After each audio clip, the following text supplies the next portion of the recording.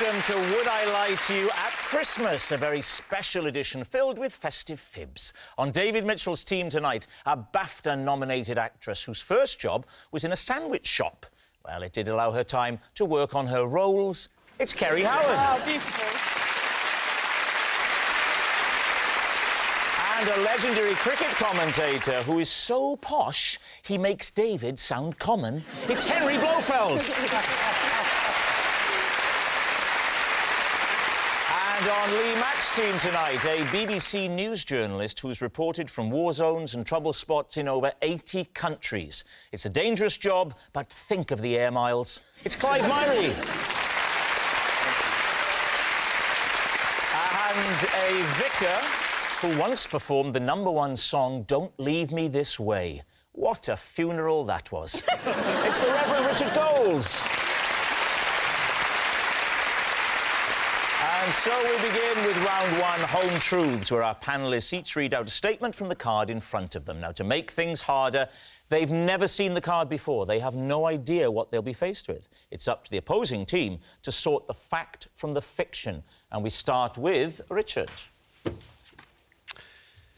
In our family, whoever was deemed to have done the worst mime in the Christmas game of charades had to stand up and have their finger nibbled by our pet tortoise. David's team. What was the tortoise called? Aldwinkle. Why was he called Aldwinkle? Because that was the name of the place we got him, the village of Aldwinkle. How did it start? It must have been my father. It has his stamp upon it. I don't really remember. It was just something we always did, and it seemed perfectly normal to us. What was it about your father's finger? It wasn't my father's finger. It just...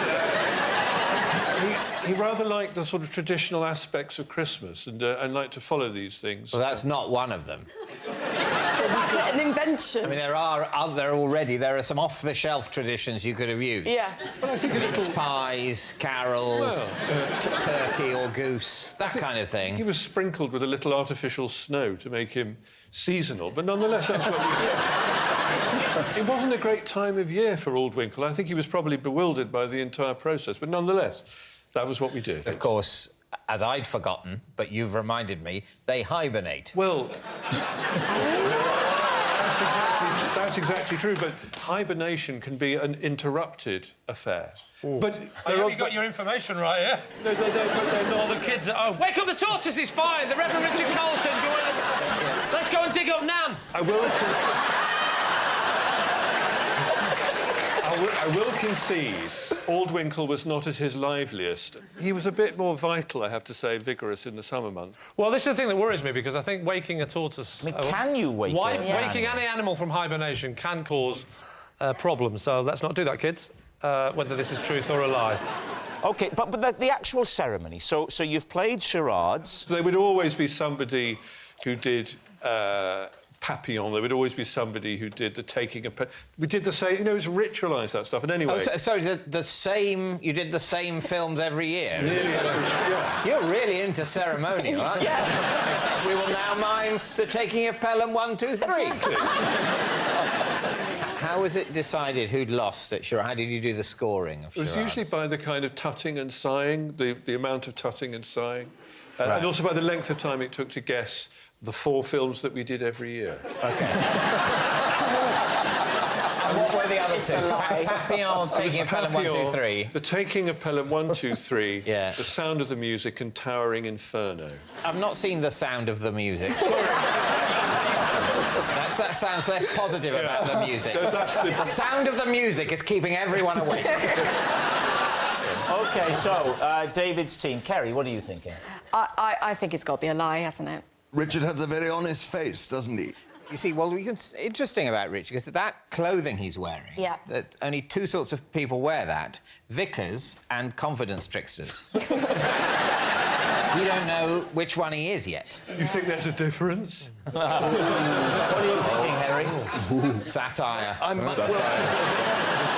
think because of the hibernation problem, I think it has to be a lie. What about you, though, David? What I always think is it could be either. Yeah. Yes. Because, of course, it sounds unlikely, but at the same time, that's exactly the kind of true thing they would pick. Yes. If he just said, at Christmas, we would have mince pies. Yes. Then you go, well, that sounds true. Yes, true. What a merry show that would be. But no, they've got to pick something that's either a lie or a true thing that might as well be a lie because it's so unlikely. And it's finding that distinction that apparently is the point of this section of my life.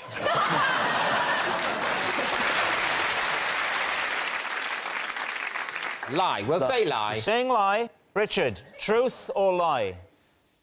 It's a lie.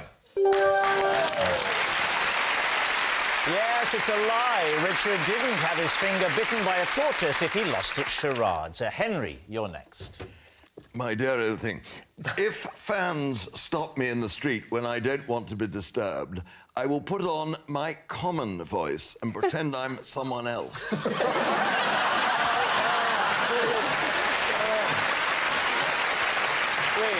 Right, Henry, I think you should pretend you're at Lord's, and I want you to give me a bit of commentary. In the common... Or the normal voice? No, in his common... In the common voice, yes. My dear old thing, it's oh, that's the Australian voice, isn't it? That'll do. I tell you what, no, God bless, that's, where's all? He's coming in from the pavilion end, God blimey, look at them strides, I tell you what, God, he bows and what boycott is go forward, God bless him. That's what I do when I go off my long run. Always go West Country now. You are changing your accent Where throughout did you this. go then? You went down to the West Country all of a sudden. You didn't tell me where I had to go, and I want to make all your audience feel happy. Do you get all your voice training from Wurzel Gummidge? When was the last time this happened, where you didn't want to be recognised? Well, I tell you when I don't want to be recognised, when I'm eating. When I'm eating and drinking, having dinner. In your own house. I mean, we've met your lovely wife tonight. If she recognised you, surely she deserves some sort of warmth from her husband. I allow her to recognise me on alternate Tuesdays and on bank holidays. So you don't... No, of course not. She's wonderful and absolutely marvellous, and I wouldn't have a word said against her, and she's the best thing that ever happened to me. What was the question?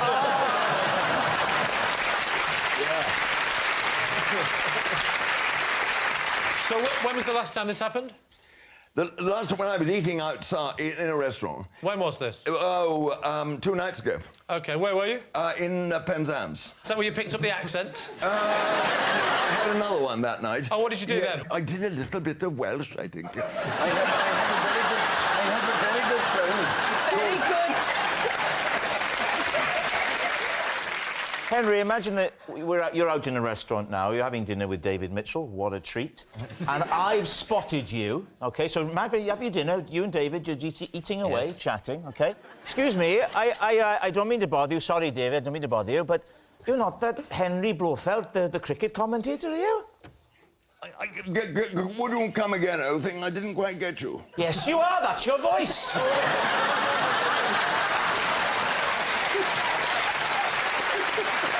It's lovely to meet you. How are you?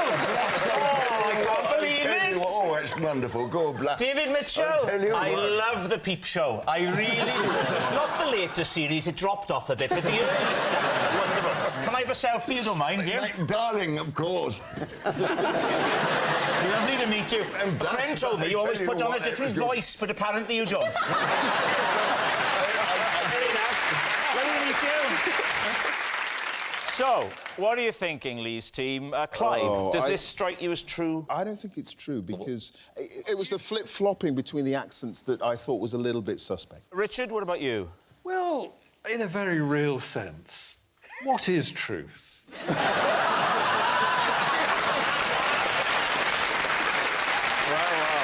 No one's ever said that on this before.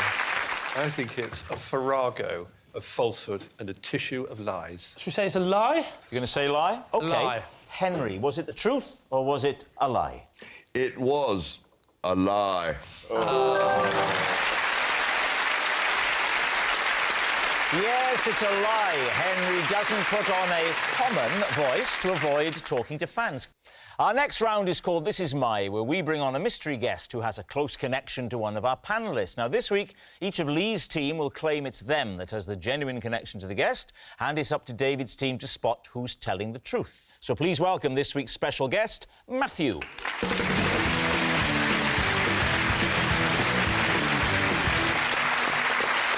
So, Richard, what is Matthew to you? This is Matthew. When we were 9 years old, we co-founded an atheists club. Clive, what is Matthew to you? This is Matthew, and when he was filming me reporting on a rise in street crime, someone took his camera. And then finally, Lee, what is your relationship with Matthew? This is Matthew. I had to foot his dry cleaning bill after my fidget spinner landed in his soup. So there we have it. Is Matthew Richard's atheist ally, Clive's cameraless cameraman, or Lee's dirty diner? David's team. Who would you like to start with? Richard. Yes. Atheists Club. Yes. Well, there's an obvious question, isn't there? At what point did you decide to lie about your atheism just to earn money from the Church of England? Matthew and I were boy trebles, choristers together at prep school, and we sang in the choir together, and at the age of 9, we formed the School Chapel Choir Atheists Club. Wow. As a protest against the blandishments of religion and as a refusal to submit to the mythical and tyrannical deity forced upon us. Richard, it's Christmas. I'll bet you had a lovely voice as well, because, you know, with the Communards, you were lovely, weren't you? Well, that wasn't me singing in the... Have you ever interviewed a rock star before? With the Communards, you were lovely, weren't you? Next week, Mick Jagger. With the Rolling Stones, you were lovely, isn't it?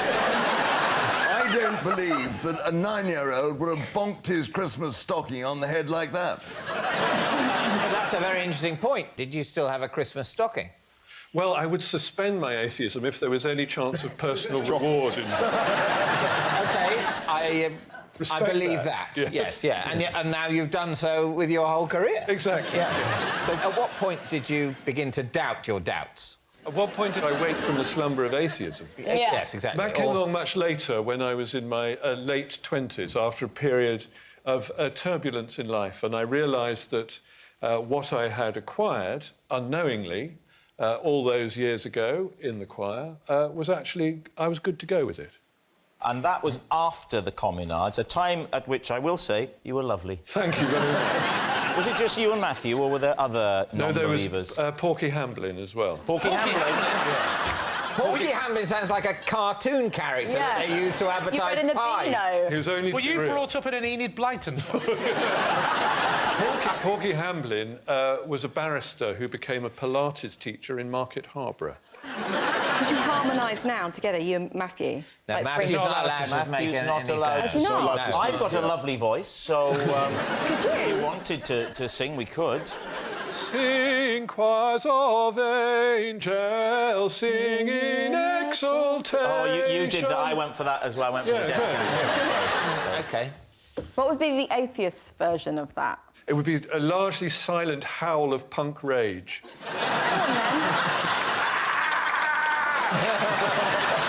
Right. Who would you like to question next? Clive, you were filming a segment about street crime. Rising levels of street crime, yeah. And Matthew was filming me doing a piece to camera. And it often happens when you're in the middle of the street and, you know, things are going on and so forth. People are coming up behind you and mooning, or they come up and doing this kind of thing while you're trying to do the piece to camera. That's me. Yeah. And this kid comes up behind and goes like this. I, of course, didn't see him do that, but Matthew saw that Definitely happen. a kid, not a rabbit. He took one hand off the lens to say, "Get out the shot."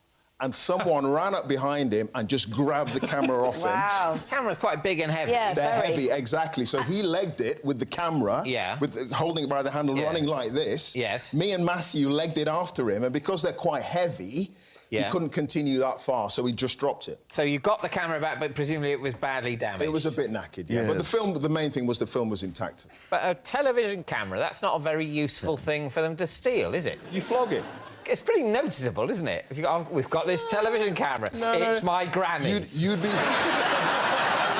surprised. What you want is an iPhone or some cash, don't you? I mean, kids, what you want is an iPhone or some cash.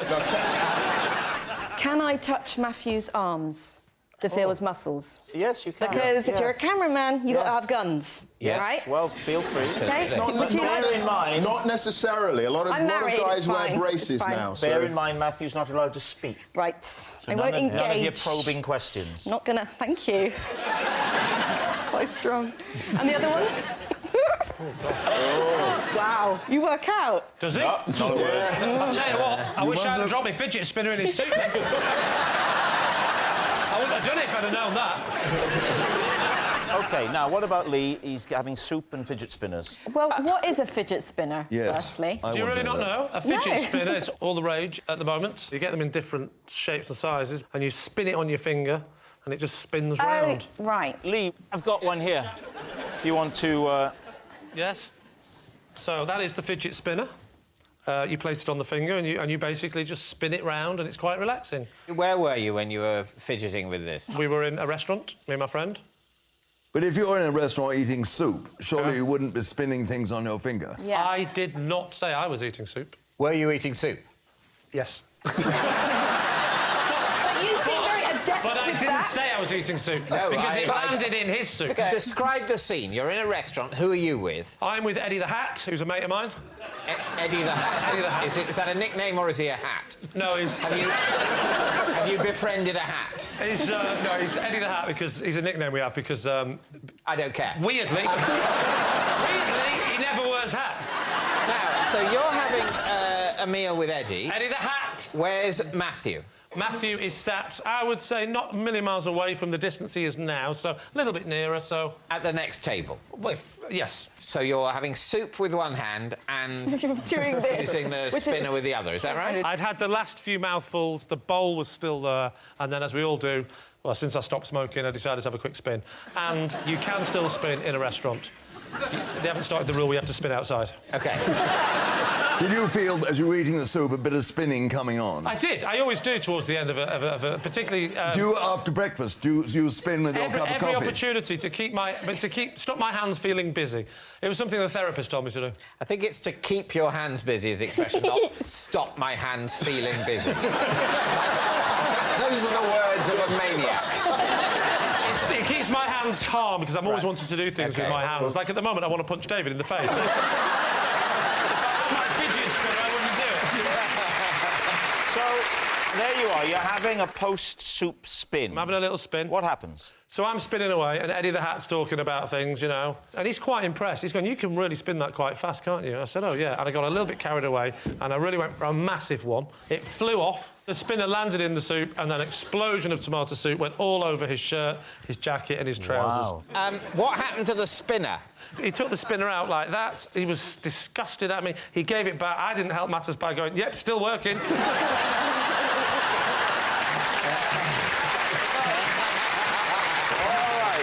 We need an answer. So, David's team, is Matthew Richard's atheist ally, Clive's cameraless cameraman, or could it be Lee's dirty diner? Well, he's got strong arms, he's wiry, he could be a cameraman. He Looks like a cameraman. cameraman. He could also, of course, eat in a restaurant, because anyone can. Yeah, but... And he looks about the right age to have been at school with Richard. Do you see the problem? I would say Clive. And do you think... I think Clive... Yep, he's the definitely think cameraman. Clive. Well, Defo. I think it's Richard. What? Yeah. It sounds to me like the truth is somewhere between Clive and Richard. No, I'm not going to overrule. We'll say Clive. Thank you. OK, they're saying that it's Clive. Matthew, would you please reveal your true identity? I'm Matthew, and Richard and I did start an atheist club.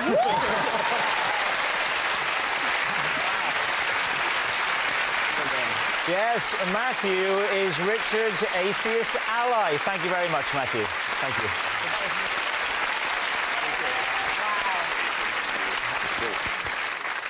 Which brings us to our final round, quick-fire lies. And we start with... It's Kerry. Oh! Right, OK. Right, after a flu virus swept through my class, I starred in a primary school production of Snow White and the Two Dwarfs. I'm presuming one of them was Sneezy. What did you play? I played Snow White. Ah, yes. and which of the two dwarfs appeared? Happy Yeah. and grumpy. And which of the 5 didn't? Sleepy, Yes? snoozy, Snoozy, oh, yeah. Sleepy, snoozy, can't wake uppy. dopey, Davy, grumpy. Beaky, Mick and Titch. Who can remember the 7 remember dwarfs? There's all of them. Happy, there's Happy, Doc, Doc. Grumpy, Sleepy, Gary, look, you Robbie played- and Mark. Did no one suggest cancelling? No, because originally, the thing is, I was one of the dwarfs. I was Oh, you got sneezy. promoted? Yeah, so I was adamant. I was like, come on, this is my chance. I And had one show. How much notice did they give you? They gave me one day. One day, and you learnt all the lines in a day? I knew the lines. She was sneezing in rehearsal. Well, she could have been feeling grumpy, that would have been worse. So what do you think? Is she telling the truth? I'm loving this. I'm loving this show. I desperately want to see it. But I'm allowing that to cloud my judgment because I think it's not true. Clive, what do you think? It doesn't sound plausible to me at all. No? Lie? Lie. Lie. Tim says lie. It's a lie. It's a lie. OK, Kerry, were you telling the truth? Or was it all a lie? My life is a house of lies. Yes, it's a lie. Kerry didn't star in a school production of Snow White and the Two Dwarves. Next. It's Henry.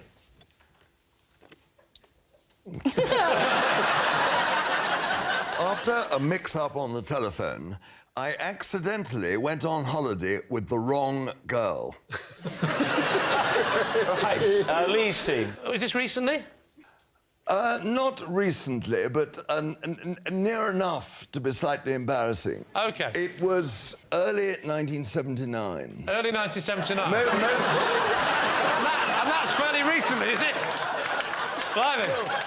I'm glad this story wasn't a long time ago. It would have been in the 1640s. So, who did you think you were phoning? That's none of your business. But, OK. Were you going out with her at the time? Was she your girlfriend? Was she a sort of on... she was a lady I had met in Sydney. What was the circumstance that meant that you ended up meeting this lady? Well, I mean, if you're in another country like Australia for 5 months or nearly 5 months, there's always a chance you're going to meet a lady or two, isn't there? I mean, I want to know, at any point during the phone call, did you realise you were speaking to the wrong woman? no. You never realised? It was quite late at night, I have to admit, and I probably had a thimble or two of wine, so Right. I wasn't actually into the business of dissecting voices. And the reason you were calling was to say, come on holiday with me. Well, it was more specific than that, actually. It was to say, would you like to come and spend 3 or 4 days with me the weekend after next in Monte Carlo? Oh, Wow. I say yes. So this girl that's answered, have you ever met this other girl, the one that you're now phoning? Yes. Who was this girl? Another sort of... Not a matter I'm prepared to discuss Right. with an almost total stranger. Got you, right. So, just to clarify, you're sleeping with both of these women.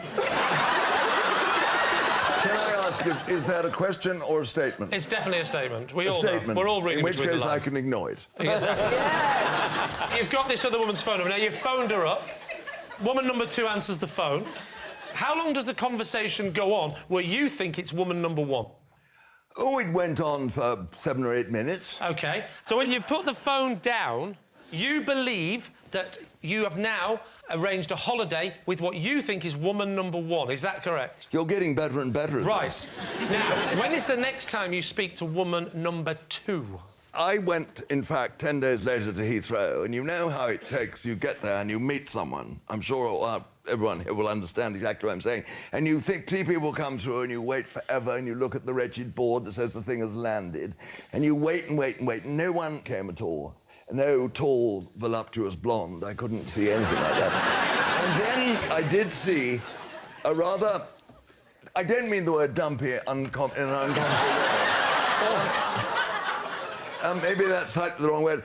Brunette there, and I said she walked through. No, sorry, dumpy's the wrong word. I meant brunette. That's not going to wash. And she walked through, and I suddenly thought there was something vaguely familiar about her. And she looked up and looked at me and recognised me.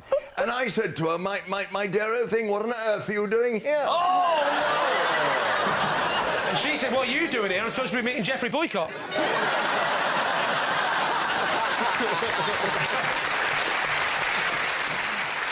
I said, my dear old thing, what on earth are you doing here?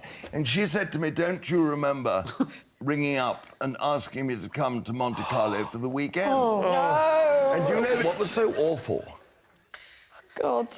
Was that I couldn't remember her name. And so what I did was I ran towards her to pick up her baggage. Not in order to be altruistic and help her, but in order to read her name on her label.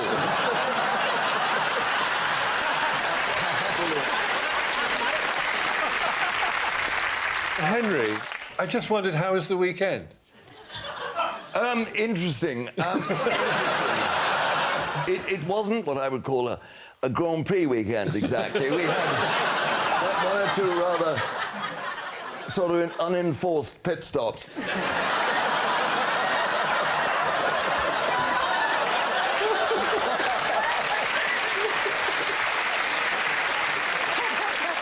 So, what do you think, Lee? Well, Wow, this is an amazing... I hope it's true. the Monte Carlo rings true for someone like Oh, that. definitely, yeah. Well, look at his jacket. I would have said Butlins.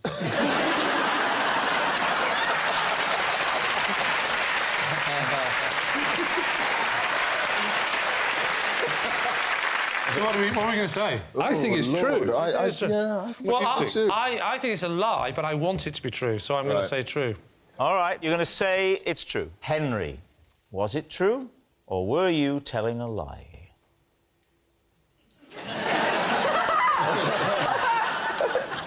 I'm so excited. It was true.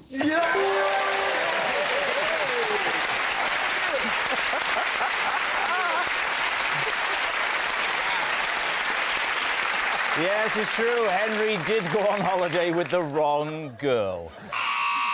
That noise signals time is up. It's the end of the show. And I can reveal that Lee's team have won by 4 points to 1. Yay! Merry Christmas! Merry Christmas! Thanks for watching. We'll see you next time. Good night.